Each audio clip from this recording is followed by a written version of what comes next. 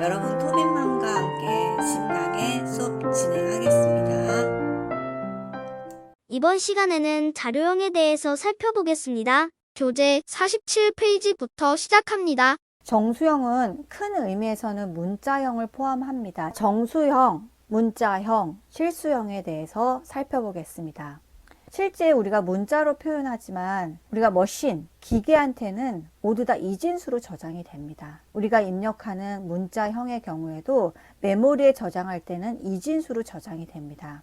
그래서 정수형의 경우에는 크기에 따라 구분이 되는데 16비트 2바이트를 차지하는 쇼트, 4바이트를 차지하는 인트, 4바이트를 차지하는 롱으로 나눕니다. 그런데 인트랑 롱이랑 똑같은 32비트인데 왜 롱이 더 큰가요? 왜 더 클까요? 왜 인트형도 4바이트고 롱도 4바이트인데 롱을 더 크다고, 더 큰 거잖아요. 크거나 같다 라고 표현을 했을까요? 롱의 경우에는 잘 사용하지 않는데 64비트입니다. 저희가 현업에 가면 과금 처리를 해요.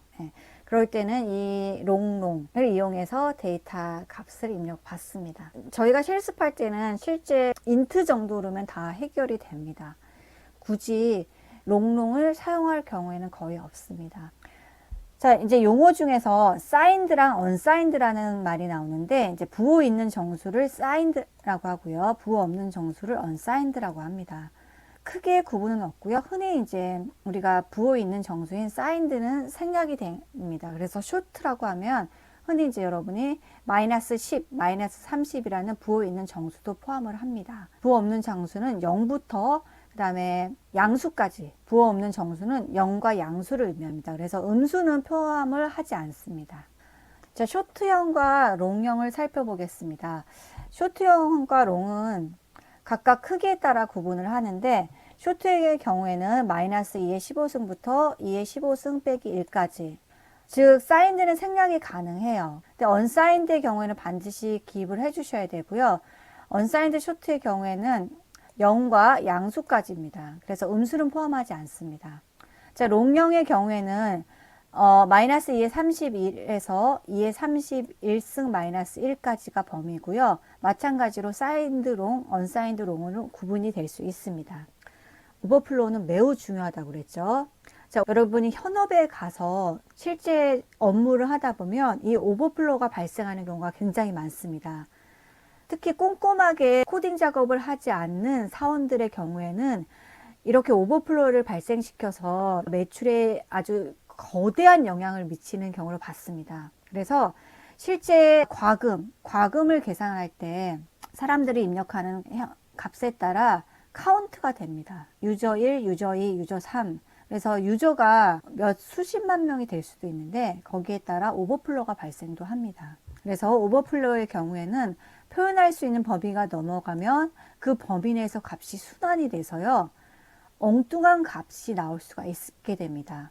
자, 이 말은 뭐냐면요, 내가 입력할 수 있는 값의 용량이 쇼트의 경우에는 32,767까지입니다. 32,767까지인데 만약에 여기서 사용자가 더하기 1이라고 해서 32,768의 값을 입력을 하게 되면 오버플로우가 발생을 합니다. 넘치게 돼요. 그래서 마이너스 2의 31승부터 2의 31 빼기 1승까지가 인트형의 범위인데, 사용자가 2의 31승이라는 값을 정수형 인트에다가 넣었습니다. 정수형 인트에 2의 31의 값을 넣어줬어요. 2의 31이라고 값을 넣어줬습니다. 그렇게 되면 어떠한 결과가 나오냐면 2의 31승 마이너스 1까지 범위를 수용할 수 있는데 더하기 1이 발생을 하게 되면 얘가 순환을 해서요, 마이너스로 가게 됩니다. 계속 다 값이 돌아요. 마찬가지로 마이너스 2의 31승까지인데 우리가 하나 더 작은 값을 입력을 하게 돼요. 그러면 마찬가지로 갈 수 없어요. 왼쪽으로 갈 수 없습니다. 그래서 순환이 돼서 최대값의 범위로 이동을 하게 됩니다. 이것이 오버플로우라는 현상입니다. 관련 예제를 한번 살펴보겠습니다. 샵 인클루드하고 limits.h라는, 이거는 각각의 형에 대해서 최대값과 최소값을 넣고 싶은데 쇼트의 경우에는 2바이트까지 수용을 해서 2의 16승 마이너스 1의 범위가 32,767이라는 건데 이것을 이제 기억하기가 쉽지 않습니다. 그래서 여기에서 정의된 최대값, 최소값을 가져오기 위해서 라이브러리 함수의 일종인 limit.h를 인클루드 시켰습니다. 그리고 최소값을 가져오기 위해서 마찬가지로 이 라이브러리 파일을 참조를 했고요. 그래서 smoney하고 smoney1이라는 변수가 있는데 각각에는 최대값과 최소값으로 초기화가 됐습니다. 여기서 수용할 수 있는 최대값에서 하나를 더 더해 줬을 때 원하는 결과값이 출력되는지, 그리고 수용할 수 있는 최소값의 범위를 해서 하나를 더 마이너스 해줬을 때 원하는 값이 출력되는지 살펴보겠습니다. 결과는 어떻게 나오냐면요. 최대값에서 더하기 1을 하게 되면 원래는 s_money에서 32,768이 나와야 되는데 오버플로가 발생을 해서 순환을 하게 됩니다. 그래서 마이너스 32,768이 나오고요. 그리고 최소값이 저장된 s_money1에다가 하나를 더 빼줍니다. 그러면 마이너스 32,769가 나와야 되는데 원치 않은 양수의 값이 나오게 됩니다. 이것도 마찬가지로 수용할 수 있는 범위를 넘었기 때문에 계속 순환을 해서 32,767이라는 최대값으로 결과가 나오게 됩니다. 이것이 오버플로우고요. 그래서 이 오버플로우는 좀 잘 알아두시기 바랍니다. 현업에서 과금 처리할 때 이 오버플로우 때문에 문제가 많이 발생합니다. 그래서 오버플로우가 발생하지 않도록 하기 위해서는 해당 데이터형의 범위 안에서 값을 입력해 주셔야 됩니다. 실수형을 살펴볼게요. 실수형은 플롯, 그 다음에 더블, 그 다음에 롱 더블이 있고요. 각각의 수용할 수 있는 범위에 따라서 자료형이 나눠집니다. 실수형의 자료형이 나눠집니다. 자, 문자형입니다. 캐릭터 또는 차라고 하는데 1바이트, 8비트로 구성이 됩니다. 8비트. 그래서 문자는 이제 메모리에 저장이 되는데 문자에 대응되는 정수가 저장이 되는 겁니다. 실제 우리는 A라고 입력을 하지만 이 A는 인코딩 돼서 실제 저장이 될 때는 A에 해당하는 65의 값이 이진수로 저장이 됩니다. 이진수로 저장이 돼요. 그래서 문자형 변수는 정수형이므로 산수 연산이 가능합니다. 우리는 문자 A라고 입력을 하지만 만약에 이거를 %D로 하게 되면 A의 값인 65가 출력이 됩니다.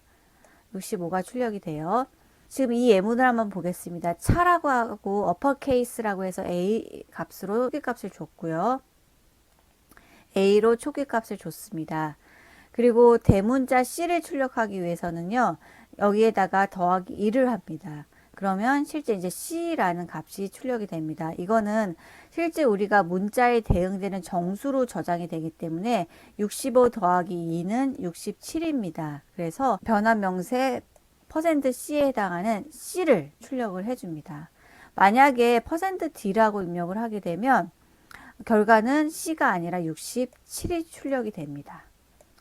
%D라고 변경을 했을 경우에는 67이 출력이 됩니다.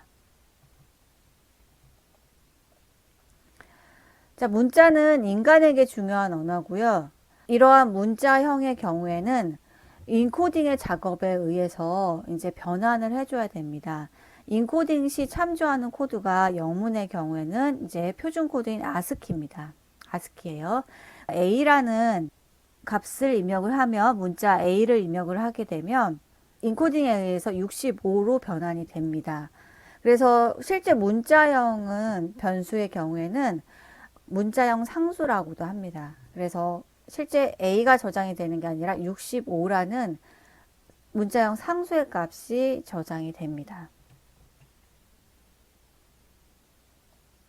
이런 식으로 이제 문자형이 대응이 되고요. 자, i를 보겠습니다. i의 경우에는 이진수로 해서 저장이 되고요. 인코딩이 일어납니다.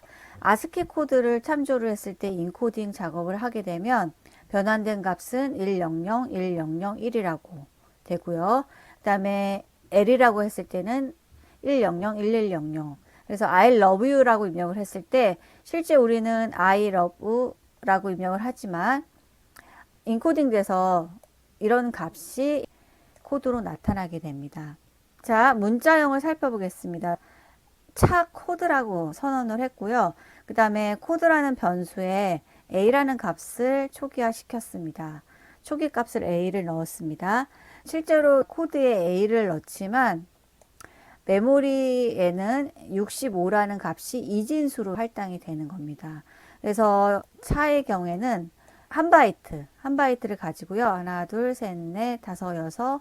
그래서 이렇게 8비트의 구조를 가지고 이 65의 값이 이진수로 변환돼서 메모리에 저장이 됩니다. 실습과제 3은 연필의 타스수를 반환해주는 프로그램입니다. 연필의 한 타스는 12자루입니다.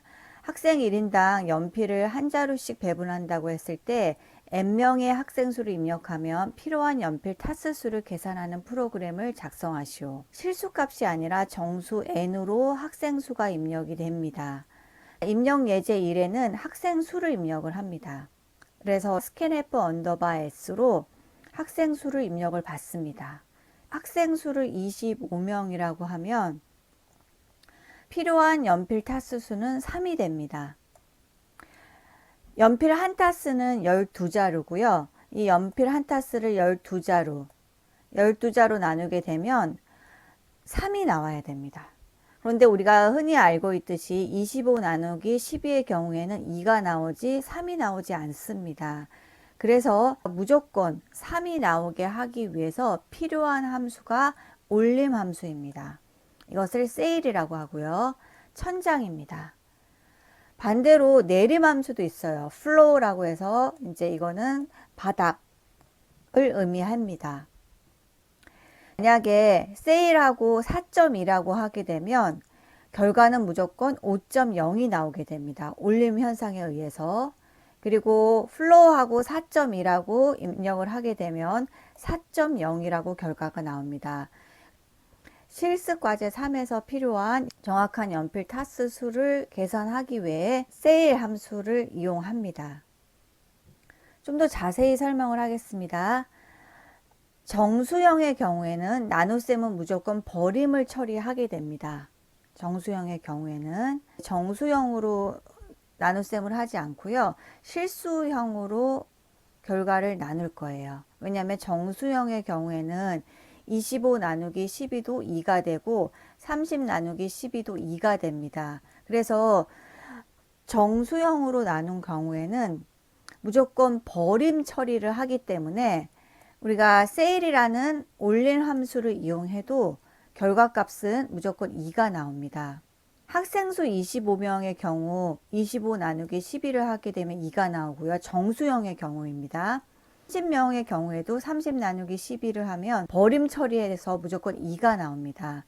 결과값이 2가 나오게 되면 이것을 세일이라는 올림 함수로 처리를 해도 무조건 결과는 2가 나옵니다. 그래서 저희가 연필 한 타스를 실수형으로 처리해서 학생 수를 이 실수형 12.0으로 나눠줍니다. 그렇게 되면 결과값은 실수형의 값이 나옵니다. 기억해야 할 것은 정수 나누기 정수는 정수입니다. 그런데 정수 나누기 실수는 결과가 실수가 나옵니다. 그래서 이제 학생수, 우리가 입력한 학생수를 실수형의 12.0으로 나눠주게 되면 결과값은 실수가 나오게 됩니다. 30 나누기 12.0을 하게 되면 결과값은 2.66667이라고 해서 실수형의 값이 나오게 됩니다. 그러면 저희가 이 결과값을 올림을 해주게 되면 2.666667을 올림을 해주게 되면 3이 나옵니다. 마찬가지로 2.08333이라는 실수를 올림을 해주게 되면 결과값은 3이 나오게 됩니다. 그래서 우리가 원하는 결과를 얻을 수 있습니다. 학생 수가 1명에서 12명이면 필요한 연필 타수수는 1개입니다. 학생 수가 13명에서 24명일 경우에 필요한 연필 타수수는 2개입니다. 그런데 학생 수가 25명, 30명일 때 정수형으로 처리를 하게 되면 필요한 연필 타수수는 2개가 나오게 됩니다. 정리하겠습니다. 필요한 연필 타수수는 학생수, 정수입니다. 정수를 실수형의 12.0으로 나눠줘야 됩니다. 그래야지 실수형의 값을 얻을 수 있고요. 그런 다음에 실수형의 값은 올림을 해주게 됩니다. 올림을 해줘요. 그러면 올림의 결과가 나오게 됩니다. 올림을 했을 때 3이라고 적었지만 결과는 3.0000 해서 실수형의 값이 나옵니다. 그래서 최종적으로는 또다시 이것을 정수형으로 처리를 또 해줘야 됩니다. 그래서 강제 형변환이 이루어지는데 이 부분은 코드를 작성하면서 살펴보도록 하겠습니다. 실습 주제 3을 수행해 보겠습니다. 프로젝트명을 프로젝트 3이라 하고 그 안에 파일명 테스트 3.c를 만들어서 실습 환경을 구축해 주시기 바랍니다. 그럼 지금부터 실습 시작하겠습니다. 자, 소스 코드는 나와 있고요. 연필의 타수수를 반환해 주는 프로그램입니다. 여기서 저희가 올림 함수를 사용하기 위해서 라이브러리를 하나 추가할 겁니다. 그래서 샵 include라고 하고요. 전처리기 지시자죠. math.header라는 파일을 포함시킬 겁니다. math.header라는 파일은요, 올림 함수, sail이라는 함수를 사용하기 위해서 포함시킨 것입니다. 그럼 지금부터 실습 시작할게요. 샵 include라고 하고, 그 다음에 스탠다드 인풋 아웃풋.header 이렇게 포함시키고요. 또 샵 include sail이라는 함수를 사용하기 위해서 math.h라는 라이브러리를 하나 더 추가시킵니다. 그리고 void main이라고 하고 메인 함수를 추가합니다. 자, 학생 수는 정수형으로 입력을 받을 예정입니다. int n이라고 해서 학생 수를 입력하고요. 연필 타스 수는 정수형으로 입력을 받으면 안 되고요. 실수형으로 입력을 받아야 됩니다. 그 이유는 학생 수를 연필 타스 수로 나눌 셈을 할 건데 정수 나누기 정수의 경우에는 정수의 값이 나옵니다. 그러나 정수 나누기 실수의 경우에는 실수 값이 나와야 됩니다. 저희는 실수 값이 나와야지 원하는 결과를 얻을 수 있습니다. 더블 그 다음에 더즌이라고 하시고요. 는 필요한 연필 타스 수입니다. 연필 타스 수. 그런 다음에 이제 학생 수를 직접 입력을 받을 겁니다. 학생 수가 80명이 될 수도 있고 70명이 될 수 있습니다. 그래서 입력하는 학생 수에 따라 결과값은 다르게 나오게 됩니다.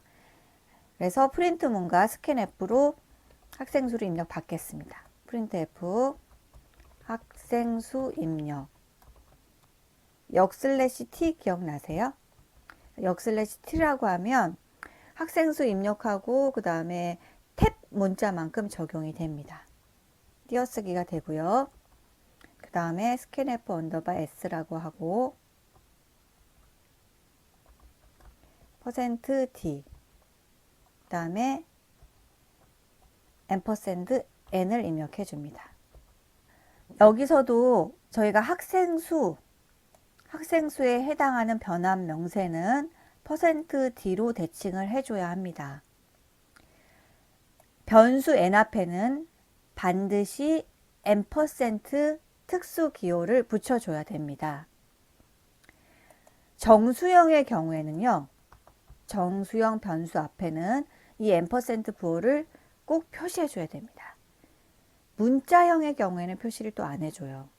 문자형의 경우에는 표시를 안 해주는데 입출력 함수에서 자세히 배울 예정입니다. 정수형의 경우에는 꼭 붙여줘야 됩니다.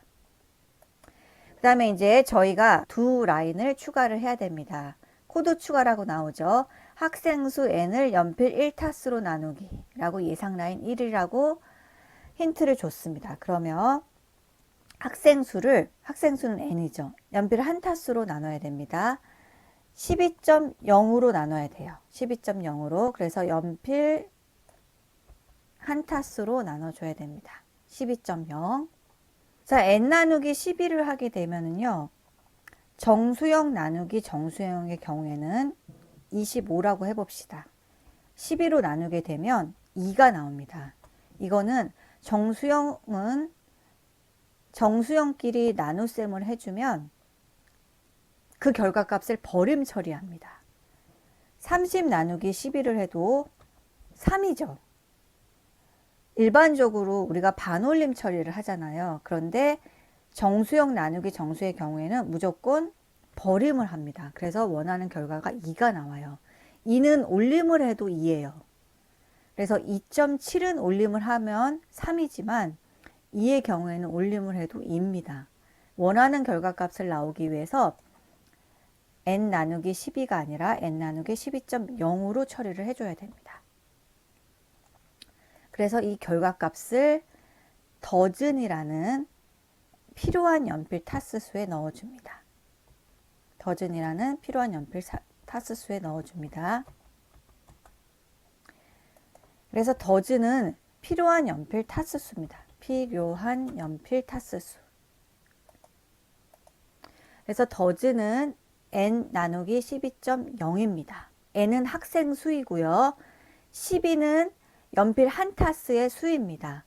그런데 10이라고 나누지 않는 거는 정수형 나누기 정수는 결과값이 버림으로 계산이 되기 때문에 반드시 실수형으로 나눠주는 겁니다. 실수형 값을 반환받기 위해서 더블이라는 실수형 변수를 선언을 했습니다. 그리고 나서 세일이라는 올림 함수를 이용해서 결과값을 나타내 줄 예정입니다. 결과값을 그래서 더즌이라고 하고 여기다가 세일이라고 하고요. 결과를 더즌이라고 표시를 하겠습니다. 만약에 여러분이 코드수를 줄이고 싶으면 세일이라고 하고 이거를 이 안에다 넣어 주셔도 됩니다. 결과는 같게 나와요. 여기다가 이렇게 해주셔도 됩니다. 결과값은 같게 나옵니다. 한번 이렇게 해서 한번 해볼까요? 네. 그러면 이제 F11키를 눌러서 실행을 해보겠습니다. 그러면 Save As 나오면 저장 다시 한번 눌러주시고요. 자, 학생수를 입력하라고 나옵니다. 그러면 학생수를 30명을 입력해 보겠습니다. 30 엔터.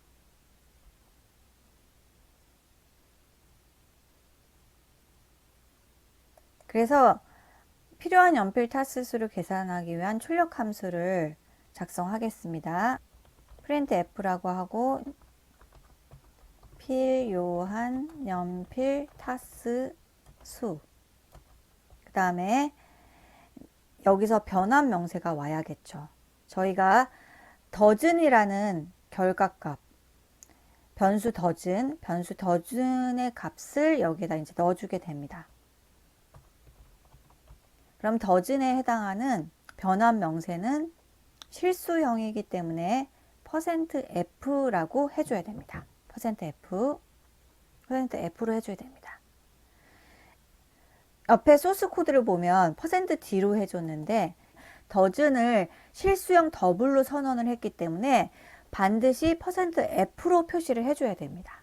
그런 다음에 세미콜론을 입력하고 결과값을 한번 보겠습니다. 그 전에 계획 문자 하나 추가하겠습니다. 줄바꿈에 해당하는 계획 문자 추가했습니다. F11을 눌러서 결과를 확인해 보겠습니다. F11키 눌러주세요. 자, 그러면 지금 에러가 발생했습니다. 에러 메시지 한번 보겠습니다. 자, 더즌 앞에 세미콜론이 필요하다고 나오고요. 그럼 한번 보겠습니다. 더즌 앞에 세미콜론은 필요가 없어요. 있기 때문에 doesn't을 sail로 해야 되는데 sail은 함수죠. 함수예요. 네. sail은 함수기 때문에 sail이라는 함수 안에는 가로 열고 가로 닫고, 우리가 메인 함수도 이렇게 함수명 가로 열고 가로 닫고 처리를 해줬죠. 그래서 sail이라고 입력을 하고요. 그 다음에 가로를 닫아주세요. 그래서 sail이라는 함수를 이용했기 때문에 doesn't 실수형의 값을 올림 처리를 해주는 겁니다. sail은 올림 처리 함수입니다.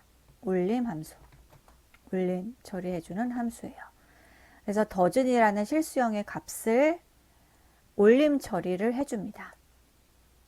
올림 함수. 올림 함수입니다. 그러면 F11키를 눌러서 다시 한번 실행해 보겠습니다. 학생 수를 입력하겠습니다. 30명을 입력하고요.